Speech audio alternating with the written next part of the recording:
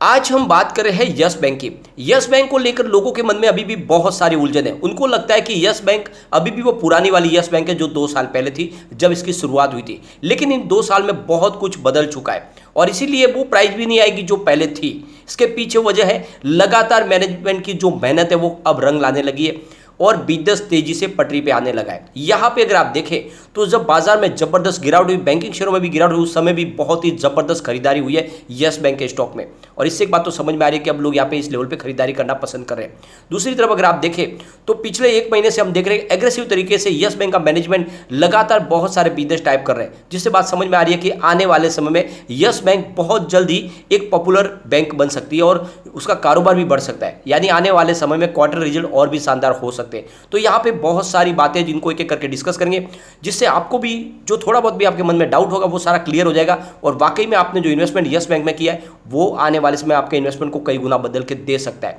और इन्वेस्टमेंट नहीं किया है तो यहाँ पे करने की भी संभावना तलाश सकते हैं इस वीडियो को देखने के बाद। तो सारी संभावनाओं को तलाशेंगे इस वीडियो के माध्यम से। लेकिन फ्रेंड उससे पहले अगर आप पहली बार हमारे चैनल पर आए तो चैनल को सब्सक्राइब कर दीजिए। चलो फ्रेंड्स वीडियो स्टार्ट करते हैं। मैं हूँ आपका दोस्त एस बी दवे और हमारे अपने चैनल ऑनलाइन कमाई में आपका बहुत बहुत स्वागत है। सबसे पहले फ्राइडे के ट्रेडिंग को अगर डिस्कस करें तो स्टॉक 16.55 पर क्लोजिंग दी है, जहां पे हमें देख सकते हैं कि 0.60% की गिरावट थी। अब ये गिरावट आपको बहुत मामूली लगेगी जब बाजार में जबरदस्त गिरावट हुई। बीएसई सेंसेक्स करीब 650 पॉइंट गिरा, बहुत बड़ी गिरावट थी। उसके बावजूद भी अगर 1% से नीचे की गिरावट है तो इसको हम काफ़ी मजबूत कहेंगे, क्योंकि अगर आप देखें तो स्टॉक पिछले 1-1.5 महीने में काफ़ी अच्छा दौड़ा भी है। आप देख सकते हो कि 20 जून को इसकी प्राइस 12.35 के आसपास थी, वहाँ से ये 17.90 तक जाके यानी 18 रुपये तक जाके है 12.5 का स्टॉक। अभी फिलहाल ये 16.5 के आसपास है और करेक्शन जो होना था इसमें हो चुका है, यानी प्रॉफिट बुकिंग लोगों की हो चुकी है। अब यहाँ से फिर खरीदारी की संभावना बन रही है। बैंक निफ्टी की बात करें अगर फ्राइडे की, तो आप समझ सकते हो कि वहाँ पर करीब हमें 38,985 के स्तर पर करीब 1.69% की गिरावट देखने को मिली। अगर हम पीएसयू बैंक की भी बात करें तो यहाँ पे आप देख सकते हो कि 2848 के स्तर पर करीब 2.66% की बड़ी गिरावट थी, यानी 2.5% से ज़्यादा गिरा सरकारी बैंक। प्राइवेट बैंक की अगर हम बात करें तो 19,932 के स्तर पर करीब 1.84% की गिरावट, यानी 2% की गिरावट थी प्राइवेट बैंक की और 2.5% की गिरावट थी सरकारी बैंकों में। इसके बावजूद भी यहाँ पे आपको 1% से जो कम गिरावट देखने को मिली, इसके पीछे वजह है कि काफ़ी अच्छी खरीदारी हुई। यहाँ पे लगातार खरीदारी की गई है। एक बाजार के लिए अच्छी बात और यह है कि एफआई ने जो 18 तारीख को यहाँ पे बिकवाली की थी, यानी जो उनका काफ़ी दिन के बाद जो आंकड़ा था वो निगेटिव दिखने लगा था, रेड दिखने लगा था, लोगों को टेंशन होने लगी थी, उस पर फिर से लगाम लग गई है। क्योंकि 19 तारीख को फिर से एफआई ने करीब 1110 को भी इसकी नई खरीदारी की है, जिससे एक फिर से विश्वास जगा कि अभी इस लेवल पे एफआई बाजार में बिकवाली नहीं करने वाले, अभी और वेट करेंगे, अभी बाजार और बढ़ने वाला है। तो जो चिंता थी वो यहाँ पे खत्म होती है। बाजार में बड़ी गिरावट हुई, उसके बावजूद भी एफआई की तरफ से यहाँ पे कम बिकवाली हुई है। इसका मतलब ये कि एफआई फिलहाल इस लेवल पे खरीदारी कर रहे हैं। अब यहाँ पे जो सबसे अच्छी बात जो निकल के आ रही है वो ये है कि लगातार अगर आप देखें तो यस बैंक ने मजबूती के साथ अपने एनपीए को कम किया हर क्वार्टर के अंदर।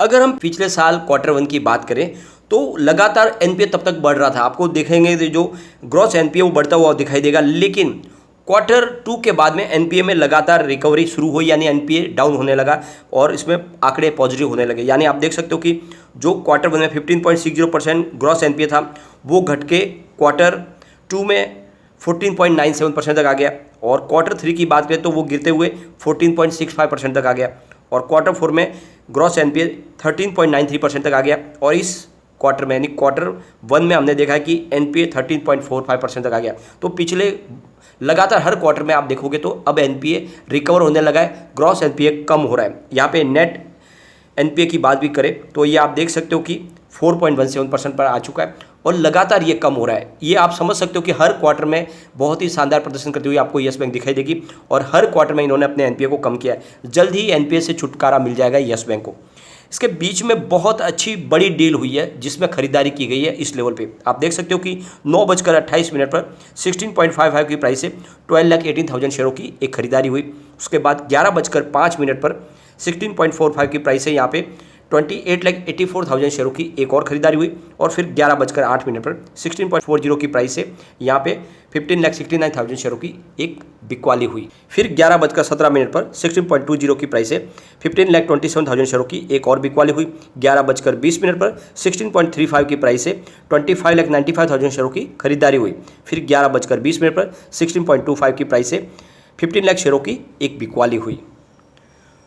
फिर 11:25 पर 16.40 की प्राइस से 32,54,000 शेयरों की एक और बिकवाली हुई। फिर 11:42 पर 16.35 की प्राइस से 31,27,000 शेयरों की एक और बिकवाली हुई। फिर 11:46 पर 16.30 की प्राइस से 14 लाख शेयरों की एक खरीदारी हुई। उसके बाद 12:29 पर आप देख सकते हो कि 16.30 की प्राइस से 13,75,000 शेयरों की एक खरीदारी हुई। फिर 12:35 पर 16.35 की प्राइस से 17,33,000 शेयरों की एक और खरीदारी हुई। उसके बाद 12:52 पर 16.40 की प्राइस से यहाँ पे 21 लाख शेयरों की बिकवाली हुई। उसके बाद 1:32 पर 16.45 की प्राइस से 17 लाख शेयरों की खरीदारी हुई। उसके बाद 2:47 पर 16.45 की प्राइस से 16,25,000 शेयरों की एक और खरीदारी हुई। तो ये आप देख सकते हो कि बड़ी फंड हाउस की बिकवाली भी हुई है और अच्छी सी खरीदारी भी हुई है। इससे एक बात आप समझ सकते हो कि इस लेवल पे अब काफ़ी अच्छी खरीदारी भी हो रही है और इसी वजह से आपको देखने को मिला होगा कि यस बैंक के शेयर में हमें बड़ी गिरावट देखने को नहीं मिली, क्योंकि काफ़ी निचली वैल्यू का जो फायदा उठा के यहाँ पे काफ़ी अच्छी खरीदारी की गई है। लगातार यहाँ पे खरीदारी भी हो रही है, बिकवाली जरूर हो रही है, क्योंकि आप देख सकते हो कि प्रॉफिट बुकिंग भी होगी, काफ़ी अच्छा स्टॉक दौड़ा है तो प्रॉफिट बुकिंग लाजमी है। लेकिन यहाँ पे इस लेवल पे अच्छी खासी एफआई की तरफ से खरीदारी भी हो रही है, ये हमें दिखाई दे रहा है क्लियरली। अब जैसे कि प्रशांत कुमार का बयान था कि यस बैंक को नए नाम की कोई जरूरत नहीं, यानी हमें रीब्रांडिंग करने की कोई आवश्यकता नहीं, हम यस बैंक इसी नाम से आगे बढ़ेंगे। और बिल्कुल ये उन्होंने साबित करके बताया। यस बैंक ने जिस तरह से अपने आप को एक मुकाम पे लाके खड़ा किया है वो बहुत बड़ी बात है। पिछले एक महीने से हमने देखा है कि एग्रेसिव तरीके से बहुत सारे डिजिटल पार्टनरशिप हो रही है, नए टेक्नोलॉजी को आजमाया जा रहा है यस बैंक के माध्यम से, और इसकी वजह से इनकी ये जो टेक्नोलॉजी है यही इनके कस्टमर को लेकर आएगी यस बैंक की तरफ, और इजाफा होगा कस्टमर का बहुत तेज़ी के साथ। आने वाले क्वार्टर में हमें इसका इफेक्ट देखने को मिलेगा। पिछले एक महीने में कम से कम इन्होंने 10 डिजिटल पार्टनरशिप की है, और इसके अलावा इन्होंने 2 फंड के अंदर जो नए स्टार्टअप है वहाँ पे उन्होंने इन्वेस्टमेंट भी किया है। तो ये जो फैसला लिया गया ये बहुत ही शानदार है, पॉजिटिव है। दूसरी तरफ पर आप देखें तो यस बैंक के नाम से ही बाहर से इन्वेस्टमेंट भी आना शुरू हो चुका है, जहाँ पे आप देख सकते हो कि एडवेंट और कार्लियर की तरफ से 10% की स्टेक ली जा रही है, वो यस बैंक के पार्टनर बनने वाले हैं। इसके अलावा अगर आप देखें तो जो पुराने इनके इन्वेस्टर हैं जिन्होंने यस बैंक को खड़ा करने में मदद की थी, जिसमें आप देख सकते हो कि एसबीआई हो, आईसीआईसीआई बैंक हो, एचडीएफसी बैंक हो, उन्होंने भी कहा है कि हम अपनी होल्डिंग को नहीं बेचेंगे जब लॉक इन पीरियड खत्म हो जाएगा। इसका मतलब उनको भी भरोसा जग चुका है। तो ये जो सारी बातें ये साबित करती है कि यस बैंक बिल्कुल पटरी पे आ चुकी है। तो ऐसे में अब आपको डरना बिल्कुल बंद कर देना चाहिए। यस बैंक में यहाँ पे जो गिरावट होनी थी हो चुकी है, और आने वाले समय यहाँ पे डेफिनेटली अच्छी तेजी बनेगी। और जो बार बार यहाँ पे परिपाटी बनी गई है कि एक बार तेजी के बाद स्टॉक फिर वहीं आ जाता है, ऐसा आपकी बार होता हुआ दिखाई नहीं दे रहा है, तो डरने की कोई बात नहीं। अगर हम इसकी परफॉर्मेंस देखें पिछले 10 साल की, तो आप देख सकते हो कि सेल्स ग्रोथ के आंकड़े देखिए 10 ईयर के हिसाब से 12% पॉजिटिव दिखाई देगा आपको, 5 ईयर के हिसाब से 3% पॉजिटिव है, लेकिन 3 ईयर के हिसाब से आपको 14% माइनस दिखाई देगा। लेकिन इस फाइनेंशियल ईयर 3% वापस पॉजिटिव हो चुका है सेल्स के आंकड़े। प्रॉफिट ग्रोथ की बात करें तो 10 ईयर के हिसाब से 1% पॉजिटिव है, 5 ईयर के हिसाब से -20% है, 3 ईयर के हिसाब से -14% है, लेकिन इस टीटीएम 135% पॉजिटिव है। तो आप देख सकते हो कि पिछले एक साल से यहाँ पे भले सेल्स हो या प्रॉफिट हो, सब में बढ़ोतरी शुरू हो चुकी है। ये एक बहुत बड़ा पॉजिटिव ट्रिगर है यस बैंक के लिए। इसके अलावा स्टॉक प्राइस CAGR की बात करें तो 10 ईयर के हिसाब से -14% है, 5 ईयर के हिसाब से -45%, 3 ईयर के हिसाब से -37%, लेकिन इस 1 ईयर के हिसाब से आपको 48% पॉजिटिव दिखाई देगा।